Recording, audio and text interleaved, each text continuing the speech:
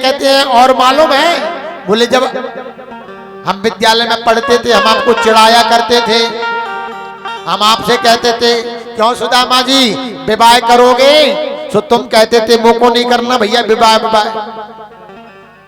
तो अब आप ये बताइए, क्या सही सही बताना, क्या आपको आपके जैसी कोई बाहर योड़ा मिली है, आपके जैसी कोई धर्म पत्नी मिली है? जैसे ही कहा सुदामा जी को शर्म आ गई, सब पत्नियां बैठी थी। सुदामा जी बोले देख भैया वैसे विवाह करने की इच्छा तो नहीं थी, लेकिन जब सबने जबरदस्ती की तो मैंने कर लिया विवाह।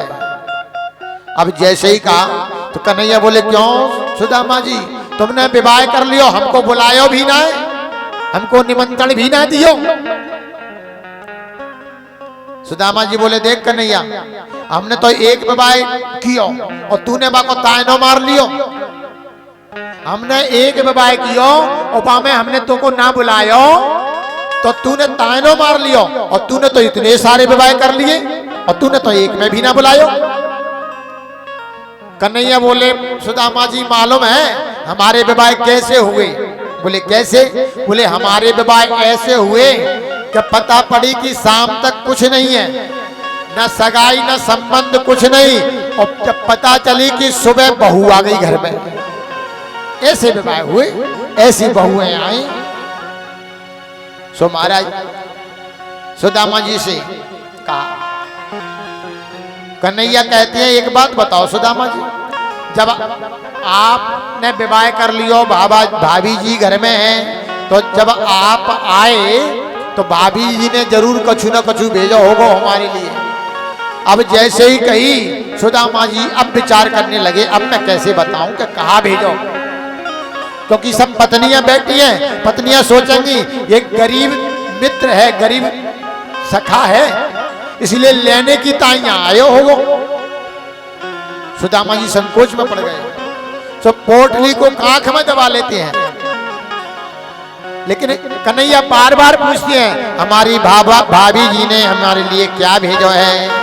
सुदामा जी कहते हैं देख कन्हैया ये बात बाद में कर लेंगे, अभी कुछ और बात कर लेते हैं, अब मैं तेरी कहूं तेरी बहुवंते। बोले कहा? बोले देख सुदामा जी कहते हैं अरे तुमको पता है ये गोपियन के जहां जाए ब्रज में और एक छटाक माखन के बदले में चीटियन गोपी ने। हाँ कन्हैया बोले सुदामा जी जब बताने की जरूरत ना है, वे सब जाने, उनको सब पता है। अब जैसे ही कही सो महाराज जब बार बार कही, लेकिन सुदामा जी संकोच कर रहे हैं। लेकिन भगवान कहते हैं पहले ये बताओ हमारी भाभी जी ने हमारे लिए क्या भेजा है। अब संकोच करते हैं, क्यों? भगवान कभी किसी की धन दौलत को नहीं देखते हैं। भगवान ये नहीं कहते कि मुझको फल चढ़ाओ, कि बढ़िया रसगुल्ले चढ़ाओ, कि रबड़ी चढ़ाओ। भगवान तो कहते हैं गीता में कहा है भगवान ने कि पत्रम पुष्पम फलम तोयम यो में भक्त्या प्रयक्षति तदहम भक्त्या मुहूर्तम आधात्रनामी प्रियतमना। भगवान कहते हैं पत्रम पुष्पम फलम तोयम यो में भक्त्या प्रेक्षति। पत्रम भगवान कहते हैं पत्र चढ़ाइए, जरूरी नहीं कि बेलपत्र ही, किसी पत्र का नाम नहीं लिया है। क्या लिखा है? पत्रम, पत्र चढ़ाइए। पत्रम पुष्पम यानी पुष्प चढ़ाओ। अब कौन सा चढ़ाना है वो आपकी मर्जी है, किसी पुष्प का नाम नहीं लिया। फलम, फल कहा है, किसी फल का नाम नहीं लिया। आपके पास जो फल मिल जाए सो अर्पण कर दीजिए। और तोयम, तोयम माने जल, यदि नहीं है तो जल चढ़ाइए। भगवान उसमें भी खुश हैं, लेकिन एक बात याद रखिए, ये कब कहा है? जब तुम्हारे पास नहीं है और ना होने पर जो तुम्हारे पास वस्तु है उसको चढ़ा दीजिए, सो स्वीकार है। और ऐसा नहीं कि घर में भला है बलिया माल है और भगवान से कहो भगवान तुमने तो गीता में पहले लिख दिया कि जो है सो चढ़ा दो, ऐसा नहीं चलेगा। बोले यदि घर में दिया है ठाकुर जी ने तो फिर चढ़ाइए, और नहीं है तो फिर जरूरत नहीं है। जो तुम्हारे पास है कुछ नहीं है तो जल चढ़ा दो, पुष्प नहीं ला सकते जो मिल जाए सो चढ़ा दो। लेकिन प्रभु देखते हैं तो भगवान ने द्वारकाधीश ने जो पोटली को पकड़ा, कांक में से छुड़ाया और कांक में से छीन करके पोटली को लिया और चारों तरफ देखते हैं, घुमा करके पोटली को देखते हैं। और जो पोटली को देख करके सुदामा जी से कहा, क्यों सुदामा जी और घर पे सब ठीक है, तुम ठीक हैं? सो सुदामा जी कहते हैं कन्हैया कि मेरी बराबर या दुनिया में सुखी कौन है।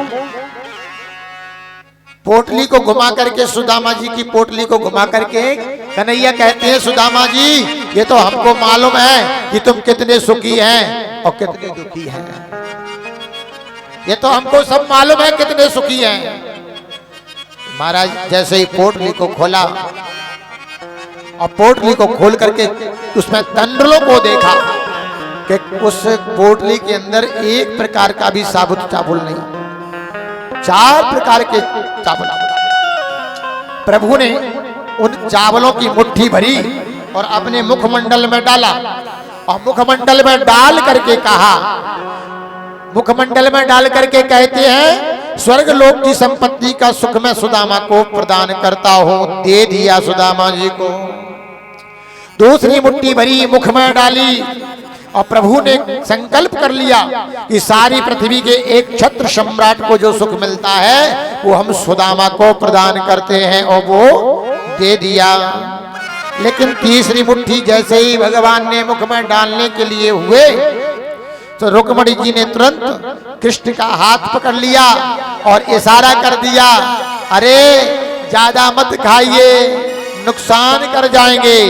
और इशारे में ही कह दिया, वाह क्या बात है, आज बड़े बरस रहे हैं इस ब्राह्मण पर। तो भगवान ने इशारे में रुक्मणी से कह दिया, अरे क्या भूल गई, जो तुम्हारा पत्र लेकर के आया था वो भी तो ब्राह्मण था। इशारे में बात हो गई और रुक्मणी कहती है कच्चे चावल है नुकसान कर जाएंगे। सुदामा जी कहते हैं हाँ रुक्मणी ठीक कह रही है, नुकसान कर जाएंगे कन्हैया। तो महाराज रुक गए। अब तो महाराज सुदामा जी कहते हैं देख भैया कन्हैया मुझको बहुत समय है गयो, अब तो मेरी जाने की इच्छा है, मुझको दर्शन करना थे तो मैंने तेरे दर्शन कर लिए, अब मैं तो घर को जाऊं।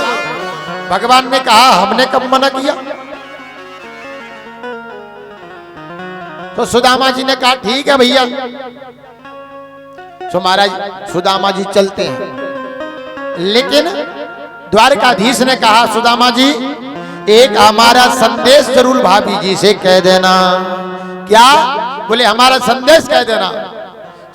द्वारकाधीश ने कहा कि 1 मास 2 पाख में, 1 मास 2 पाख में 2 एकादशी हो और भाभी जी तुम्हारे घर नित्य द्वादशी हो।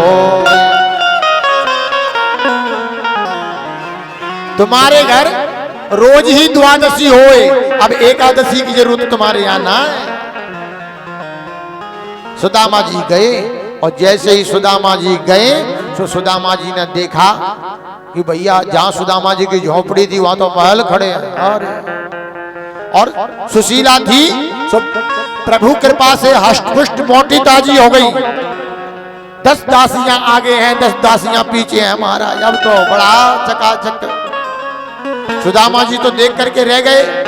बोले सुदामा जी ने सोचा ये तो कोई और दूसरी नगरी में आ गया हूं मैं।